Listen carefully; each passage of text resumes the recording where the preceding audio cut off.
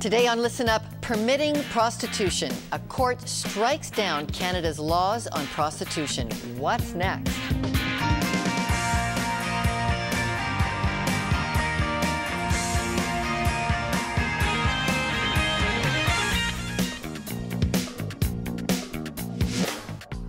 Welcome to Listen Up. I'm Lorna Duick. We're the show that looks at today's news from a Christian perspective. And today, we're exploring the move to legalize prostitution.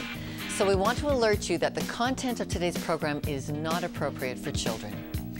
When an Ontario Superior Court judge struck down Canada's laws surrounding prostitution, ruling them unconstitutional, she paved the way for any adult to participate in and profit from prostitution legally.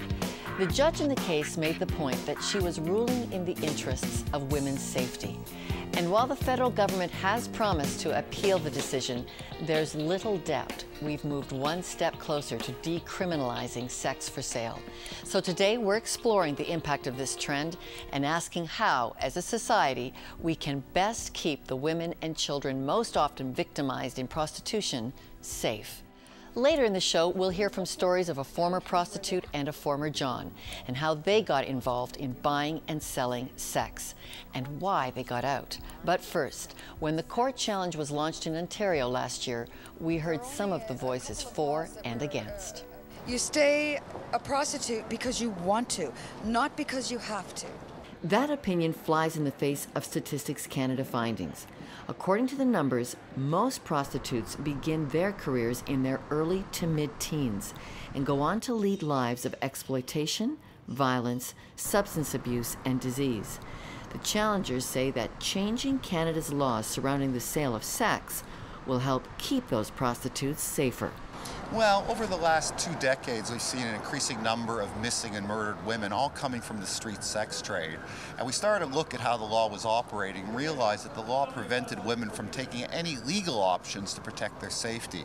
And in light of the Robert Pickton trial, we thought the time was ripe as Canadians would understand that the law as it's currently constructed, even though it may want to achieve good results, is actually hurting people very badly.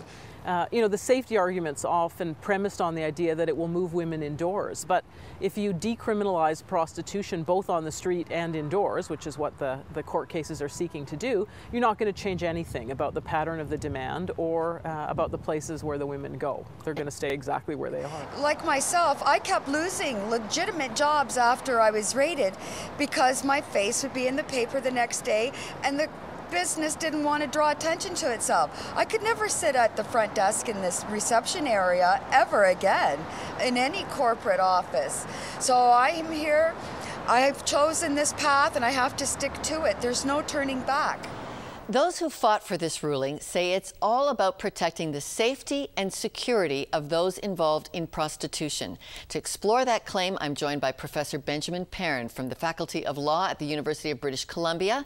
He's author of Invisible Chains, Canada's Underground World of Human Trafficking, and by Natasha Falle, a former prostitute. She works with Toronto's Sex Crimes Unit, helping child victims of prostitution. Natasha, let's start with you. What was your reaction when you heard the news? In all honesty, I cried. I cried like a baby. I thought of the many victims and the survivors and what I believe to be the majority of the women who feel otherwise, that this is not a liberating job choice for the majority of the women that are involved in the sex trade. And I just felt so sad for I felt our experiences were discredited by a small few. So if legalizing the exploitation of prostitution is not the answer, what is the answer to keeping prostitutes safe?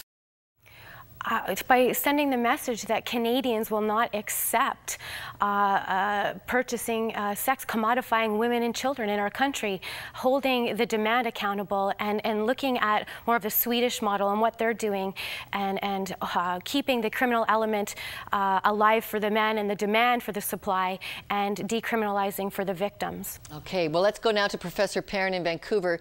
Professor Terry Jean Bedford was the main applicant in this case. She's put on a brave face, a strong woman, but you've noted that in her court affidavit, she states that she entered the sex trade at 16 at the hands of an abusive 37-year-old drug dealer.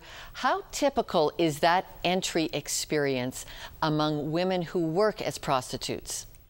Well, I think it's very telling that for days now the media has been referring to Ms. Bedford as someone who's choosing this as a profession. We've been told by many people, well, what's wrong if two consenting adults like Ms. Bedford want to choose to engage in prostitution? And I investigated that claim because I wondered what her history was. I was curious as to how she was brought into this. Everyone has a unique story, and hers, as you've said, was one of a tragic account. As a young child, she was subjected to physical, psychological, and sexual abuse.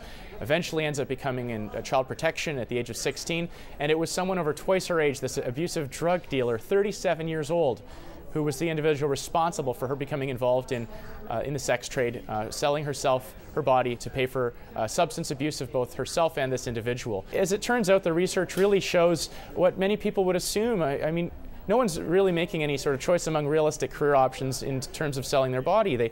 Precipitating events include things like homelessness, substance abuse, physical and sexual abuse. The list goes on, and it's unfortunate that some people don't realize that is really, for 85 to 95% of the people being sold, they want out but don't see a realistic way out. Professor, I want to go back to Natasha here. And Natasha, is that your experience as a former prostitute yourself? Are what Terry Jean Bedford has brought to the ruling, the idea that she started as a vulnerable teenager, why didn't that pain restrict them from looking for more freedoms for prostitution? Most of us entered as children, the average age being 13 to 16-year-olds, that someone gets lured into this dark underworld.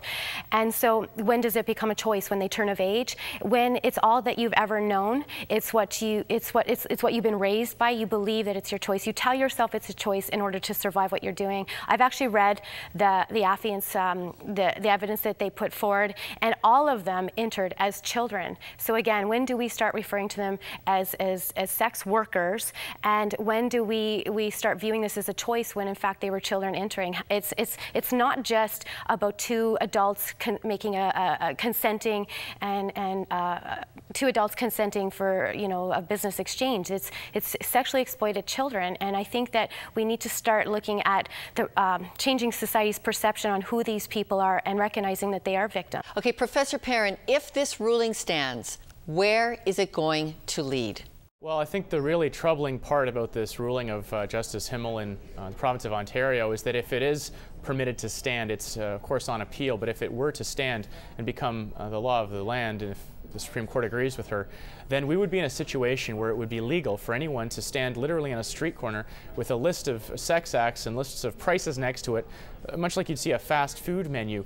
That would be completely legal. So too would be brothels. There would be no body house law. So too would be living off the avails of prostitution.